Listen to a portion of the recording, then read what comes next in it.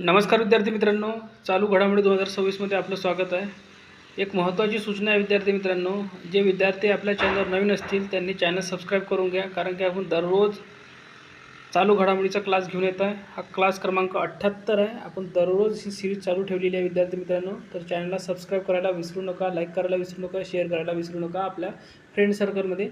आणि जे पण विद्यार्थी पोलीस भरतीची तयारी करत आहे त्या सर्वांनी आपलं टेलिग्राम चॅनल जॉईन करा। लिंक या व्हिडिओच्या खाली डिस्क्रिप्शन बॉक्समध्ये देण्यात आलेली आहे, कारण की तिथे आपण दररोज 100 मार्कचा पेपर फ्रीमध्ये टाकत असतो विद्यार्थी मित्रांनो। जवळपास आपले 53 ते 54 पेपर आतापर्यंत टाकणं झालेले आहे। तर ज्या पण विद्यार्थ्यांना पोलीस भरती तयारी करायची आहे त्या सर्वांनी टेलिग्राम चॅनल जॉईन करा। आणि ज्यांना पण MPSC सरळ सेवा किंवा सेंट्रलची भरती द्यायची आहे, SSC CGL असो, SSC GD असो किंवा रेल्वेची कोणतीही एक्झाम असो, त्या सर्वांनी सुद्धा आपलं टेलिग्राम चॅनल जॉईन करा। लिंक खाली दिलेली आहे डिस्क्रिप्शन बॉक्समध्ये। ज्याला लिंक मिळणार आहे त्यांनी लिंक म्हणून कमेंट करा कमेंट बॉक्समध्ये, त्याला मी लिंक देऊन देईन। महत्त्वाची सूचना लक्षात आली असेल विद्यार्थी मित्रांनो। तर आपल्या व्हिडिओला सुरू करूया। तर पहिला जो क्वेश्चन आहे, कच्च्या तेलाच्या गळतीमुळे ऑइल स्पिल चर्चेत असलेला हानिया द्वीपसमूह कोणत्या देशात स्थित आहे? उत्तर ओमान। ऑप्शन नंबर सी याचं योग्य उत्तर आहे।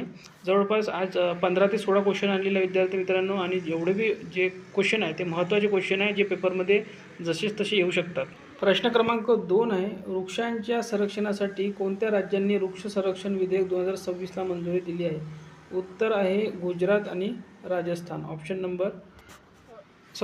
उत्तर आहे पंजाब आणि राजस्थान। ऑप्शन नंबर 1 याचं योग्य उत्तर आहे। प्रश्न क्रमांक 3 आहे, पंतप्रधान गरीब कल्याण अन्न योजनेअंतर्गत CBDC central bank digital currency, CBDCचा अर्थसुद्धा विचारू शकतात किंवा लॉंग फॉर्मसुद्धा विचारू शकतात, लक्षात घ्या।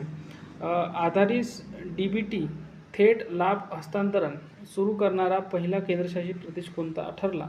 उत्तर आहे चंदीगड आणि दादर आणि नगर हवेली, म्हणजे ऑप्शन नंबर 3 याचं योग्य उत्तर राहील। वरील दोन्ही याचं करेक्ट उत्तर आहे। याच प्रश्नाबद्दल काही महत्त्वाचे पॉईंट लक्षात घ्या। तर बघा, CBDC central bank digital currency, central bank digital currency DBT digital रुपयावर आधारित थेट लाभ हस्तांतरण, digital rupee based direct benefit transfer. उद्देश काय याचा? तर मान्यताप्राप्त व्यापाऱ्यांकडून अन्नधान्याची पारदर्शक मागोवा घेत येण्याजोगी आणि रिअल टाईम खरेदी सुनिश्चित करणे असं आहे। प्रश्न क्रमांक 4 आहे, कोरियन ओपन 2026 जिंकणारी पहिली भारतीय महिला खेळाडू कोण आहे? उत्तर आहे अस्मिता चाहिलिहा, याचं ऑप्शन नंबर सी याचं करेक्ट उत्तर आहे। प्रश्न क्रमांक 5 आहे, कॅनेडियन ओपन महिला एकेरीचे विजेतेपद कोणी जिंकले? याचं करेक्ट उत्तर आहे इगा श्वेयातेक। ऑप्शन नंबर बी याचं करेक्ट उत्तर राहणार। प्रश्न क्रमांक 6 आहे, जगातील सर्वात तरुण चार्टर अकाउंटंट CA कोण बनलेला आहे? उत्तर आहे लक्ष्मण मयप्पन, याचं करेक्ट उत्तर आहे। उत्तर लक्षात ठेवा, कारण की प्रश्न हा खूप महत्त्वाचा आहे। प्रश्न क्रमांक 7 आहे, ऑगस्ट 2026मध्ये कोणत्या राज्याच्या मुख्यमंत्र्यांनी बेटी बचाओ बेटी पढाओ योजना लागू करण्याची घोषणा केलेली आहे?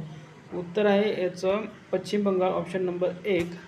तुम्हाला कमेंट बॉक्समध्ये हे सांगायचं आपल्याला की पश्चिम बंगालचे मुख्यमंत्री, राज्यपाल, विधानसभेच्या जागा, राज्यसभेच्या जागा कमेंट करा। आणि तिथे उच्च न्यायालय कुठे आहे आणि तिथे उच्च न्यायालयाचे मुख्य न्यायाधीश कोण आहे, हे सगळं कमेंट बॉक्समध्ये कमेंट करा। प्रश्न क्रमांक 8 आहे, भारतातील पहिल्या खाजगी ब्रँडच्या लखनौ दिल्ली ट्रेनचे नवीन नाव काय? उत्तर आहे स्प्राइट Tejas express. Option number C याचं योग्य उत्तर राहणार आहे। प्रश्न क्रमांक 9 आहे, Bharat America civil space joint working ग्रुपची civil space joint working group 9वी बैठक कोणत्या शहरात आयोजित करण्यात आली होती? उत्तर आहे बेंगळूर। ऑप्शन नंबर सी याचं योग्य उत्तर आहे। पुढचा प्रश्न बघण्याआधी विद्यार्थी मित्रांनो, ज्या पण विद्यार्थ्यांनी आतापर्यंत आपलं चॅनल सबस्क्राईब केलं नसेल त्यांनी सबस्क्राईब करा, टेलिग्राम चॅनल जॉईन करा, लिंक या व्हिडिओच्या खाली डिस्क्रिप्शन बॉक्समध्ये। बघा, प्रश्न क्रमांक 10 आहे, अपराजिता परांगला 2026 मोहिमेचे आयोजन कोणी केले आहे? उत्तर आहे NCC। ऑप्शन नंबर 4 NCC याचं उत्तर आहे। प्रश्न क्रमांक 11 आहे, संध्या किरण कॅशलेस आरोग्य सेवा योजना कुठे सुरू झाली? उत्तर आहे ऑप्शन नंबर 3 कर्नाटक येथे सुरू झालेली आहे ही योजना। प्रश्न क्रमांक 13 आहे, साप चावल्यांना स्पर्शदंश सर्पदंश अधिसूचित आजार नोटिफायबल डिसीज म्हणून कोणत्या राज्याने घोषित केले आहे? उत्तर आहे महाराष्ट्र. करेक्ट उत्तर महाराष्ट्र राहणार आहे आणि हा प्रश्न तुम्हाला जवळपास विचारू शकतात. प्रश्न क्रमांक 14 आहे, Bharat America civil space joint working ग्रुपची 9वी बैठक कोणत्या शहरात आयोजित करण्यात आली होती? उत्तर आहे बेंगळुरू.